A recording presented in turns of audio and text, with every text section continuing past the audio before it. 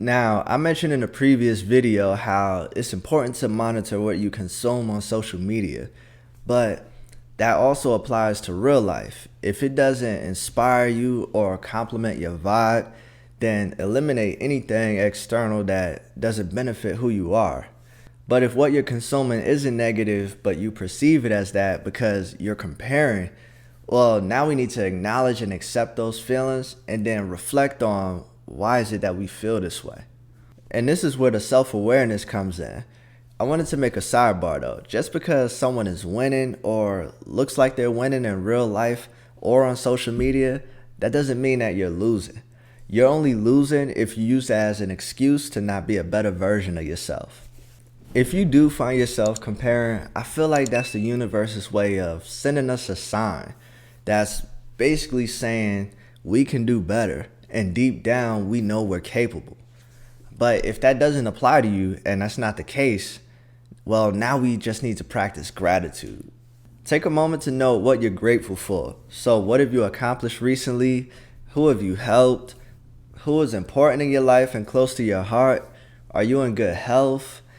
And I definitely understand that it's difficult to see the positive in situations when we're going through something, or if we're experiencing what we perceive to be negative triggers. But that's when gratitude is most important or is most needed. So let me know in the comments what you're grateful for. I've always been big on validating yourself, and I feel like in a sense, gratitude can help you do that. It's important to acknowledge what we have, how far we've come, the bullshit that each of us has uniquely been through, and embrace that as part of our story. That's all gratitude really is. It helps cleanse us from any toxic emotions, which then allows us to focus on what really matters, and that's becoming a better version of yourself. Now that we've practiced gratitude, how is it that we actually compete with ourselves?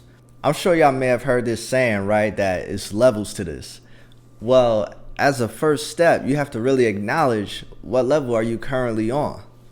Being real and acknowledging where you are allows you to then focus on your next steps and what you need to do to get closer to your goal, instead of being distracted by someone else's level and miss potential opportunities. This is what can definitely cause you to make reckless moves because you're skipping steps trying to chase someone else's level or outcome. Next, we want to get into what are your goals and why. So when it comes to goals, I'm always referring to what are your priorities. And second, you want to acknowledge, is this something that you set because it's something that you genuinely want, or has this been influenced by an outside source? Which leads me to, how can you improve on your last performance? How can you progress to that next level? And since we went ahead and noted our priorities, what we want to do now is identify the actions within our control and identify the habits that we need to adopt in order to satisfy those actions. By focusing on what you can control, you're more in tune with the process to help you achieve your priorities. And it's those habits that you identify that's your real competition. Are you aware of your bad habits? How can you commit to adopting better habits? And how can these become a part of your lifestyle?